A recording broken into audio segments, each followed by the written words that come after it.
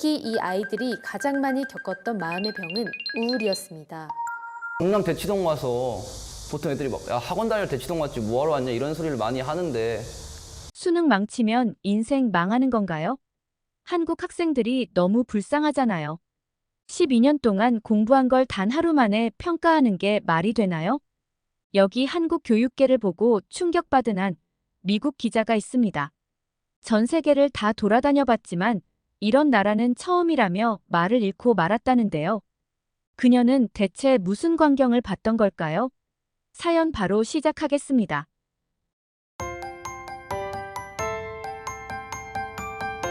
안녕하세요. 제 이름은 케이틀린 모건, 뉴욕타임스의 교육 전문 기자입니다. 컬럼비아 대학교를 졸업하고 교육 분야를 전문적으로 취재한 지 5년이 됐네요. 특히 Z세대의 교육 문제와 각국의 교육 시스템 비교를 주로 다뤄왔어요. 사실 저는 미국의 교육 시스템에 대해서 늘 비판적이었어요. 천문학적인 학자금 대출, 심각한 교육 불평등, 낮은 공교육 경쟁력. 하지만 최근 한국의 교육 현장을 취재하면서 저는 완전히 새로운 충격을 받게 됐습니다. 로제의 아파트가 수능 금지곡이 됐다고요? 도대체 그게 무슨 말이에요? 뉴욕타임스 본사의 회의실에서 저는 생소한 표정으로 동료 기자들을 바라봤어요. 방금 들은 이야기가 도저히 이해가 되지 않았거든요. 케이틀린, 한국에서는 대학 입학 시험 때 학생들의 집중력을 흐트러뜨릴 수 있는 노래들을 금지곡으로 지정하는 문화가 있대요. 중독성 강한 노래는 시험 공부에 방해가 될 수 있다나. 5년차 교육 전문 기자로서 다양한 교육 문화를 취재해왔지만 이런 이야기는 처음이었어요. 고작 시험 하나 때문에 빌보드를 석권한 노래를 금지곡으로 지정한다니. 아무리 장난이라도 처음엔 그저 과한 교육열 정도로만 생각했죠. 잠깐만요. 더 놀라운 소식이 있어요. 동료가 태블릿을 보여주며 말을 이었습니다. 수능 당일에는 비행기 이착륙이 통제되고 증권시장 개장도 1시간 늦춰진대요.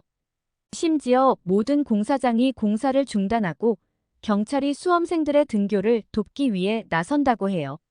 미국의 SAT 응시자가 170만 명 정도인데 우리 인구의 6분의 1밖에 안 되는 한국이 50만 명이 넘는다고요? 순간 제 호기심이 폭발했습니다. 젊은 세대의 교육 문제를 다뤄온 제가 이런 교육 문화를 모르고 있었다니. 당장 노트북을 펼쳐 검색을 시작했죠. 이게 말이 되나요? 한 나라의 모든 시스템이 시험 하나 때문에 멈춘다고요? 검색을 하면 할수록 더 놀라운 사실들이 쏟아져 나왔어요. 수험생 자녀를 둔 부모들이 절에 가서 108배를 하고 교회에서는 시험 과목별로 다른 기도를 드린다는 것까지. 미국에서는 상상도 할 수 없는 광경이었습니다. 얼마 후 뉴욕타임스 자료실에서 저는 조금 더 충격적인 사실들을 마주하게 됐어요. 처음 접한 한국의 교육 통계들은 제 고정관념을 완전히 뒤흔들어 놓았습니다. 이게 말이 되나요? OECD 국가 중 학업 성취도 연속 최상위라고요? 우리 미국은 수학에서 37위, 과학은 18위인데 한국은 모든 과목에서 최상위권이라고요? 동료 제시카가 건넨 자료를 보며 저도 모르게 소리를 질렀죠. 미국이 중하위권에 머무르는 동안 한국은 줄곧 최상위권을 지키고 있었어요. 특히 수학과 과학 분야의 성적은 압도적이었습니다. 케이틀린, 이것 좀 봐요. 대학 진학률이 70%가 넘는데요. 게다가 그들은 우리처럼 엄청난 학자금 대출 없이도 대학에 다닌대요. 더 놀라운 건 그 뒤에 숨겨진 이야기들이었어요. 새벽 6시부터 시작되는 등교, 자정까지 이어지는 자율학습, 주말까지 반강제로 이뤄지는 보충 수업. 미국에서라면 즉각 인권 문제가 제기될 만한 일들이 한국에서는 일상이었습니다. 도대체 왜 이렇게까지 하는 걸까요? 의문이 꼬리에 꼬리를 물었어요. 자료들을 더 찾아보니 수저 계급론이라는 말이 나왔습니다. 좋은 대학을 나와야 좋은 직장을 가질 수 있고 그래야 계층 상승이 가능하다는 믿음이 사회 전반에 깔려 있다는 거죠. 잠깐, 이건 또 뭐죠? 화면에 떠 있는 숫자를 보고 저는 다시 한번 놀랐어요. 한국의 사교육비 총액이 무려 23조 원. 미국 달러로 환산하면 약 200억 달러에 달하는 어마어마한 금액이었습니다. 한 나라의 국방비보다 더 많은 돈을 교육에 쓴다고요? 그것뿐이 아니에요, 케이틀린. 이것 좀 보세요. 동료가 보여준 영상에는 새벽부터 줄을 서서 학원을 등록하는 학부모들의 모습이 담겨 있었어요. 마치 유명 가수의 콘서트 티켓팅을 하는 것 같은 광경이었죠. 그날 저녁, 저는 편집장실의 문을 두드렸어요. 한국의 교육 문화를 담은 특별 기획 기사를 쓰고 싶다는 열정이 제 안을 가득 채웠거든요. 한국의 교육은 충격 그 자체입니다. 우리 밀레니얼 세대가 겪고 있는 학자금 대출 문제, Z세대의 교육 불평등 문제, 이 모든 것들에 대한 해답이 한국에 있을지도 모릅니다. 편집장은 잠시 생각에 잠기더니 고개를 끄덕였어요. 좋습니다. 특별 기획으로 진행해보죠. 한국의 교육 현장을 있는 그대로 담아오세요. 아메리칸 드림이 사라졌다고 하지만 코리안 드림은 아직 살아있는 것 같네요. 그렇게 며칠 후 제 인생 첫 한국행 비행기를 타게 됐습니다. 인천국제공항에 첫 발을 내딛는 순간 심장이 빠르게 뛰기 시작했어요. 웰컴 투 코리아, 미스 모건. 입국 심사 공무원의 깔끔한 영어 발음이 인상적이었어요. 뉴욕 JFK 공항의 직원들보다도 더 유창한 영어였죠. 그리고 이것은 시작에 불과했습니다. 이게 정말 공항이 맞나요? 동행한 사진기자 제시카가 놀란 목소리로 중얼거렸어요. 깔끔하게 정리된 동선, 최첨단 시스템으로 가득한 시설들, 미국의 공항들과는 차원이 달랐습니다. 우리가 정말 한국에 온 게 맞나요? 공항에서 서울로 향하는 고속도로에서도 놀라움은 계속됐어요. 완벽하게 포장된 도로, 질서정연한 교통체계, 그리고 무엇보다 양쪽으로 늘어선 화려한 마천루들. 잠깐만요. 저기 보이는 게 학원가라고요? 택시 기사님의 설명을 듣고 저는 입을 다물지 못했습니다. 대로변을 따라 수십 개의 건물이 빼곡히 들어서 있었고 각 건물마다 수많은 학원 간판이 걸려 있었어요. 그것도 하나같이 10층이 넘는 고층 빌딩들이었죠. 네, 여기가 대치동입니다. 한국 최고의 학원가죠. 새벽부터 밤늦게까지 학생들로 가득해요. 대치동 학원가 하루 이용 학생 수가 15만 명이 넘는다고요? 그리고 이런 학원가가 서울 곳곳에 있다고요? 기사님의 말씀에 저는 잠시 할 말을 잃었습니다. 맨해튼의 전체 사교육 시설을 모두 모아도 이 정도 규모는 되지 않을 것 같았어요. 숙소에 짐을 풀고 저는 곧바로 첫 인터뷰 장소로 향했습니다. 서울대학교 교육학과 김성훈 교수님과의 만남이었어요.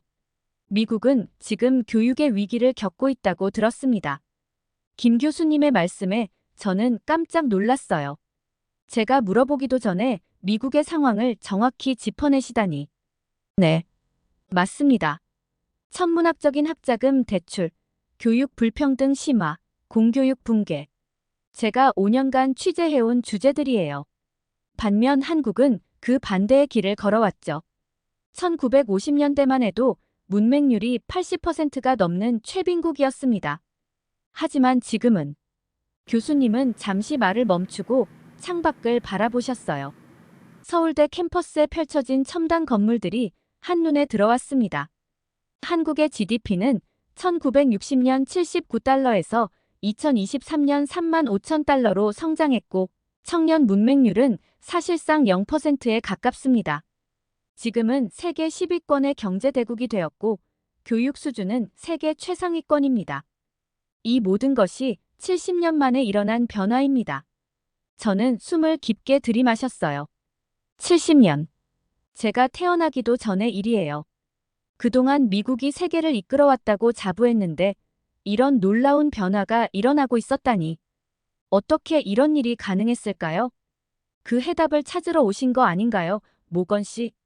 교수님의 미소 띤 대답에 저는 고개를 끄덕였습니다. 그렇습니다. 바로 그것을 알아내기 위해 저는 이곳에 왔어요. 우리 미국의 미래를 위해, Z세대의 미래를 위해. 한국 교육의 비밀을 밝혀내야만 했습니다. 서울의 한 고등학교 교실 앞에 섰을 때 제 가슴은 마치 학생처럼 두근거렸어요.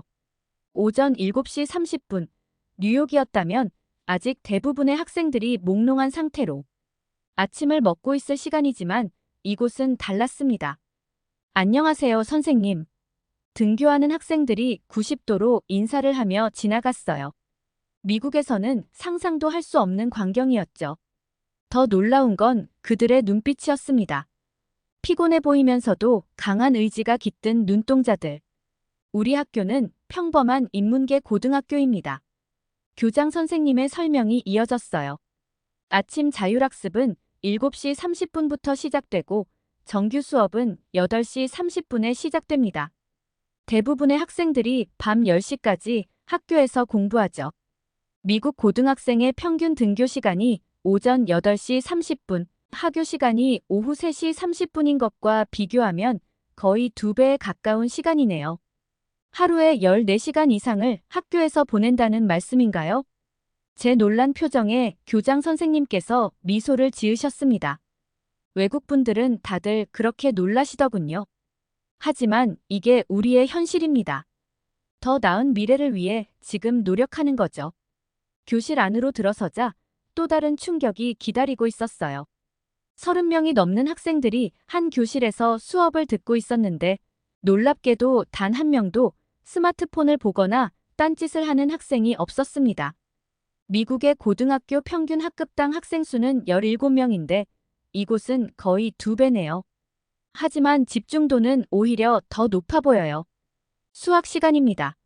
선생님의 설명이 없었다면 저는 이게 대학교 강의인 줄 알았을 거예요. 칠판에 적힌 수학 문제들은 미국 대학교 과정보다도 훨씬 어려워 보였거든요. 이게 정말 고등학교 수준의 문제인가요? 네, 우리나라 수능 수학 문제의 난이도입니다. 대학에서 배우는 미적분 내용도 일부 포함되어 있죠. 더 충격적인 건 학생들의 태도였어요. 어려운 문제를 풀면서도 포기하는 기색이 전혀 없었습니다. 오히려 더 어려운 문제를 만날수록 눈빛이 반짝이는 게 보였죠. 우리 학생들은 이미 새벽부터 학원에서 선행학습을 하고 옵니다. 그래서 학교 수업을 더 잘 따라갈 수 있죠. 교무부장 선생님의 설명에 저는 다시 한번 놀랄 수밖에 없었어요. 새벽에 학원을요? 네, 보통 6시부터 시작하는 새벽 특강이 있습니다. 많은 학생들이 참여하죠. 점심시간이 되자 또 다른 특별한 광경이 펼쳐졌습니다. 학생들은 도시락을 먹으면서도 참고서를 펼쳐두었고 3355 모여 수학 문제를 토론하고 있었어요. 뉴욕에 돌아가면 아무도 믿지 않을 거예요. 제시카가 작은 목소리로 중얼거렸습니다. 이건 마치 다른 행성에 온 것 같아요. 우리 학교에서는 점심시간에 다들 틱톡이나 보고 있을 텐데. 맞습니다. 이건 우리가 알던 교육과는 완전히 다른 차원의 이야기였어요. 더 놀라운 건 이런 생활이 특별한 게 아니라 한국의 평범한 일상이라는 거죠. 학교 시간이 되어도 학생들은 집으로 돌아가지 않았습니다. 대부분이 학원으로, 도서관으로 향했어요. 그들의 하루는 여전히 끝나지 않은 것이었죠.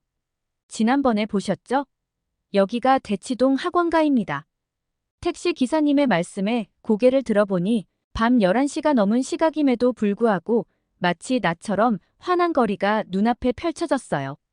아직도 이렇게 많은 학생들이 말을 잇지 못했습니다. 수많은 학생들이 학원 건물을 오가고 있었고 24시간 카페는 참고서를 펼쳐놓은 학생들로 가득했어요. 뉴욕의 밤거리와는 전혀 다른 광경이었습니다. 이게 바로 한국의 입시 전쟁이에요. 동행한 교육 전문 기자 김민수 씨가 설명을 이어갔습니다. 대치동의 인류학원 강사들은 연봉이 수십만 달러에 달해요. 실리콘밸리 개발자보다 더 많은 수입을 올리는 거죠. 믿을 수 없네요. 하지만 이내 그 이유를 알 수 있었어요. 한 학원 앞에 붙은 현수막이 눈에 들어왔거든요. 서울대 의대 합격자 32명 배출. 올해도 SKY 대학 350명 합격.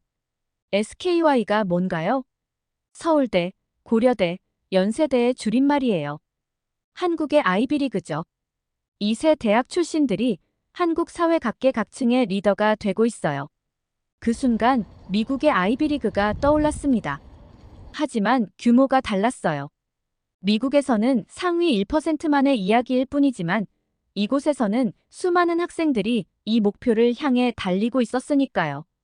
한 학원에 들어가 보았습니다. 자정이 가까워오는 시각이었지만 강의실마다 학생들로 가득했어요. 이 시간까지 공부하면 건강에 문제가 생기지 않을까요? 제 질문에 한 학원 강사가 답했습니다. 그래서 저희가 더 효율적인 학습 방법을 가르치는 거예요.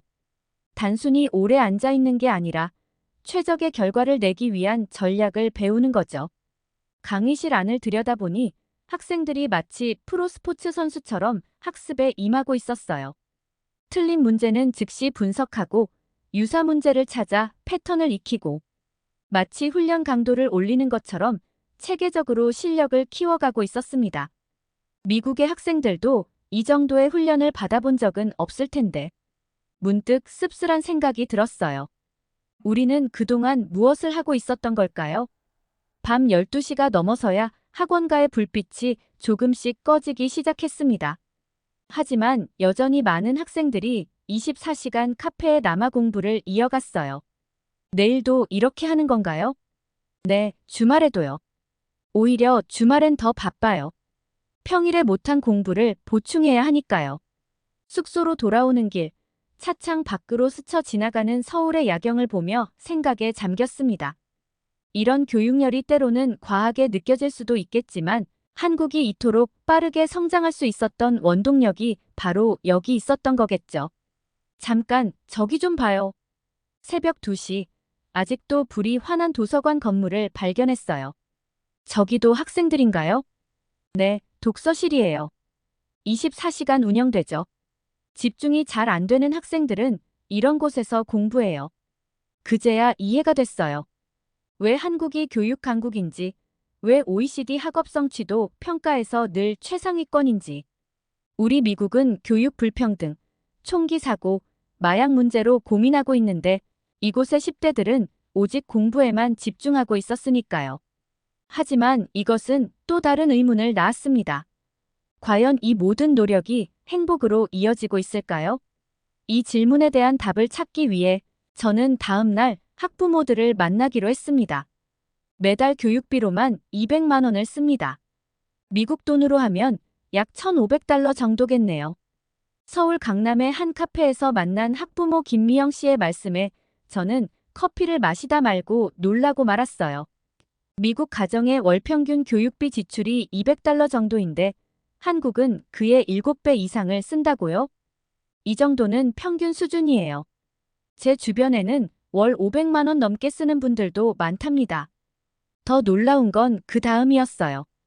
김 씨는 교육비를 마련하기 위해 자신의 커리어를 포기했다고 했습니다. 유명 IT 기업의 팀장으로 일하다가 아이 교육에 전념하기 위해 직장을 그만뒀다는 거죠. 후회되지 않으세요? 실리콘밸리에서도 부러워할 만한 커리어를 포기하신 건데. 물론 가끔은 제 커리어를 생각하면 아쉽죠. 하지만 우리 아이의 미래가 더 중요해요. 저희 세대는 이미 살았잖아요. 이제는 다음 세대를 위해 살아야죠. 그 말을 듣는 순간 미국의 학부모들이 떠올랐어요. 대부분 자신의 삶을 더 중요하게 여기고 아이들의 교육은 학교나 과외 선생님에게 전적으로 맡기려 하려. 우리 아이가 새벽 5시에 일어나요. 아침 독서실에 가기 위해서죠. 또 다른 학부모 박지영 씨의 이야기였습니다. 저도 같이 일어나서 아침을 챙겨줘요. 도시락도 싸고 간식도 준비하고.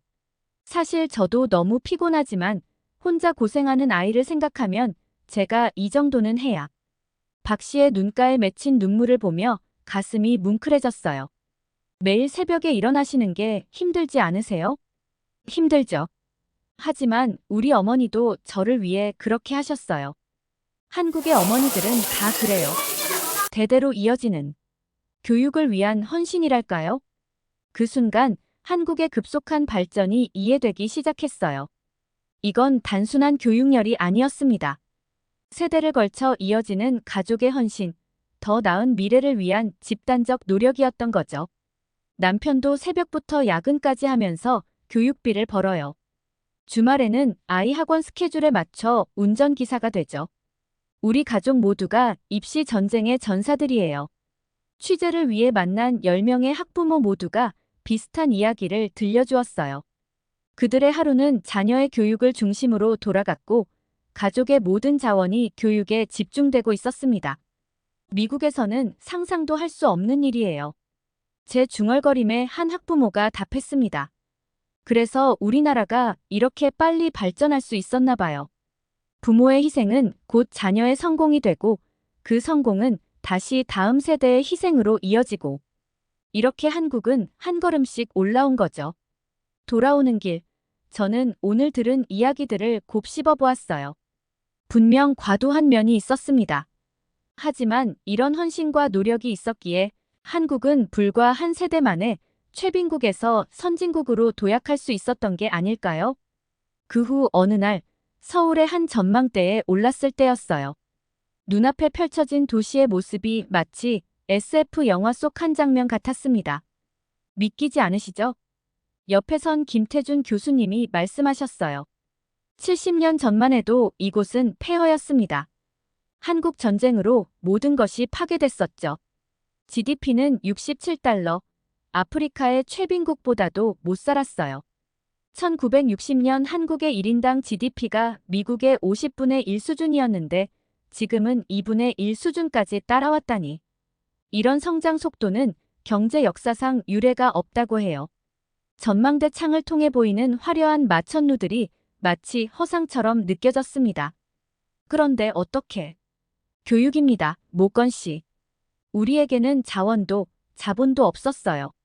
있는 건 사람뿐이었죠. 그래서 선택한 게 교육이었습니다. 김 교수님은 흥미로운 통계를 보여주셨어요. 1950년대 80%가 넘던 문맹률이 1970년대에는 거의 0%로 떨어졌다고 합니다. 같은 기간 미국이 15년 걸려 달성한 변화를 한국은 5년 만에 이뤄낸 거죠. 우리는 배고픈 시절에도 아이들을 학교에 보냈어요. 먹고 살기도 힘든데 무슨 공부냐는 말도 많았죠. 하지만 한국 부모들은 달랐습니다. 교수님의 설명은 계속되었어요. 집을 팔아 자녀 유학을 보내고 새벽부터 밤까지 일해서 학비를 마련했죠. 그게 한국의 교육열이고 삼성, 현대, LG 같은 글로벌 기업을 만든 원동력입니다. 그런데 교수님, 이런 회사들이 교육과 무슨 관련이 있나요? 이 기업들을 이끈 인재들이 모두 한국의 교육 시스템이 만들어낸 사람들이에요. 치열한 경쟁을 뚫고 올라온 사람들이죠. 그들이 기업을 세계적 수준으로 끌어올렸고 그 기업들이 다시 한국의 교육에 투자하는 선순환이 만들어졌습니다. 전망대 아래로 보이는 도로를 따라 최신형 현대차들이 줄지어 달리고 있었어요. 저 차들이 이제는 뉴욕 거리에서도 흔히 볼 수 있다는 게 새삼 놀랍게 느껴졌습니다. 지금 한국의 수출 품목을 보면 더 놀라울 거예요. 교수님이 태블릿으로 자료를 보여주셨어요. 반도체, 스마트폰, 전기차 배터리 모두 최첨단 기술 제품들입니다. 이게 가능한 이유가 뭘까요? 교육 때문이라고 하시겠죠? 정확합니다. OECD 국가 중 이공계 졸업자 비율 1위, 박사학위 소지자 비율도 최상위권이에요. 이런 인적 자원이 있었기에 산업 구조를 빠르게 고도화할 수 있었던 겁니다. 창밖으로 석양이 지고 있었어요. 하나둘 불 켜지는 도시의 불빛이 마치 별처럼 반짝였습니다. 미국이 실리콘밸리로 세계를 이끌었다면 한국은 교육혁명으로 새로운 길을 보여주고 있는 거죠. 교수님의 말씀이 깊이 와닿았어요. 우리 미국은 천연자원과 자본의 힘으로 성장했지만 한국은 오직 교육으로 이 모든 것을 이뤄냈다는 게 놀라웠습니다. 한국의 교육은 계속 진화하고 있어요. 4차 산업혁명 시대에 맞춰 창의성과 협업 능력을 키우는 방향으로요. 이미 코딩 교육은 초등학교부터 시작되고 있죠. 한국의 초등학생 코딩 교육 의무화가 미국보다 5년이나 빨랐다니. 숙소로 돌아오는 길, 저는 깊은 생각에 잠겼어요. 한국이 이룬 성과는 절대 우연이 아니었습니다. 교육에 대한 흔들리지 않는 믿음, 더 나은 미래를 향한 끊임없는 투자. 그것이 이 나라를 이렇게 만든 거죠. 우리도 늦지 않았을까요? 제 물음에 김 교수님은 고개를 저으셨습니다. 교육에는 늦은 때가 없습니다. 중요한 건 지금 시작하느냐 아니냐죠. 교수님의 그 말씀이 제 가슴에 깊이 새겨졌습니다. 뉴욕으로 돌아가기 전 마지막 날, 저는 한국에서의 취재 내용을 정리하며 깊은 생각에 잠겼습니다. 미국 교육의 현주소를 정면으로 마주할 시간이에요.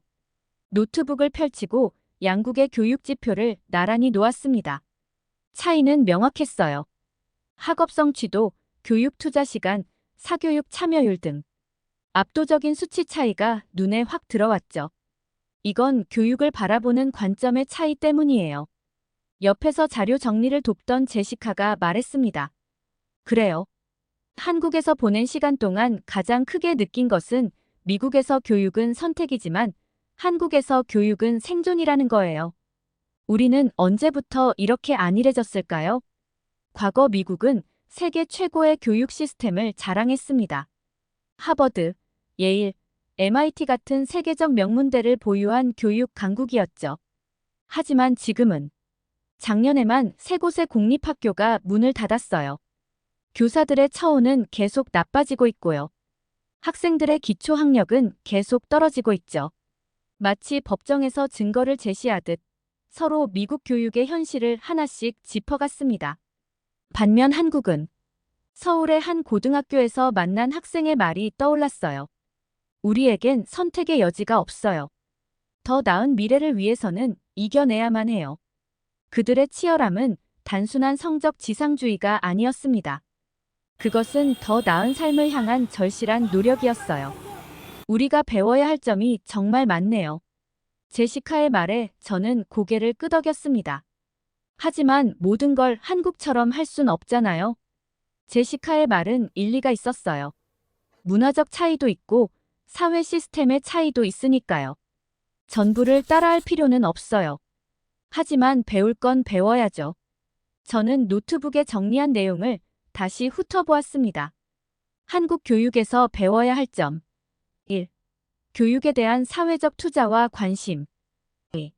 체계적인 학습 시스템. 3. 부모의 적극적인 교육 참여. 4.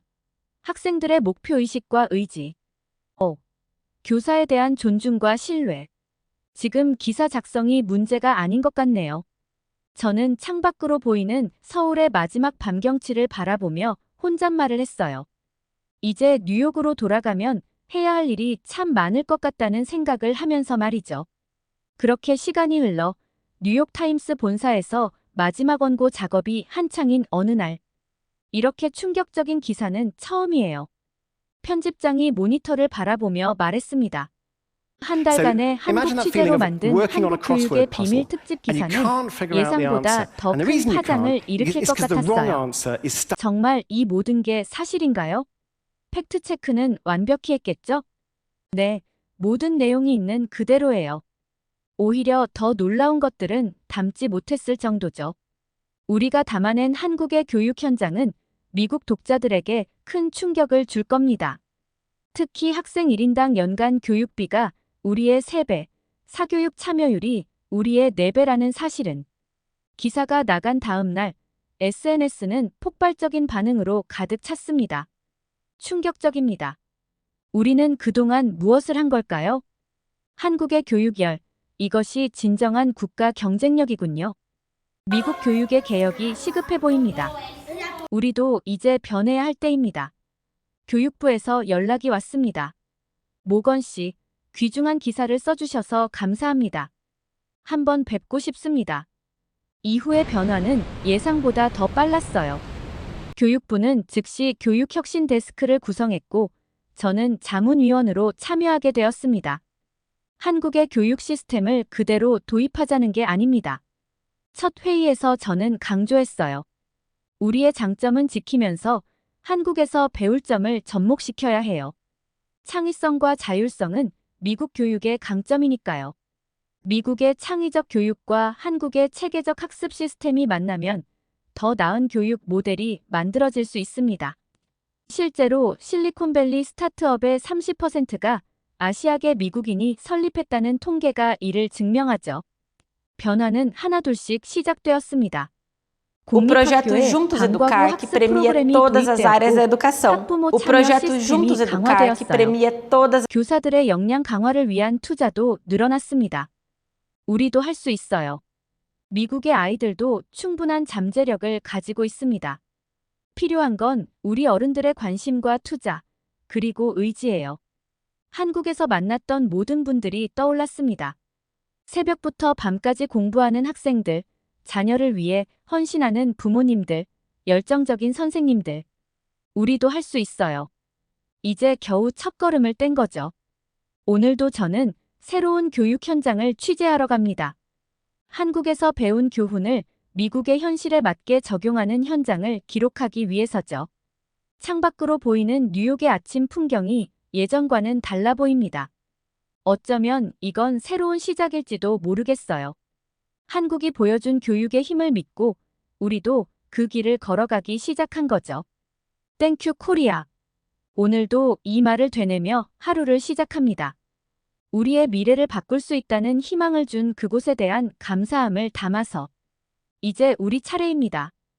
여러분, 오늘의 사연 어떻게 들으셨나요? 교육이야말로 가장 강력한 국가 경쟁력이라는 점을 다시 한번 생각하게 되는 시간이었습니다. 2024년 수능 보신 수험생, 그리고 학부모님들 모두 고생 많으셨습니다. 수능 결과와 상관없이 모두 챔피언이십니다. 혹시 주변에 수능과 관련된 감동적인 에피소드가 있으신 분들은 댓글을 남겨주세요. 추첨을 통해서 선물을 드리도록 하겠습니다. 다음에도 이런 감동적인 이야기로 찾아뵙겠습니다. 오늘 영상 시청해주셔서 감사합니다.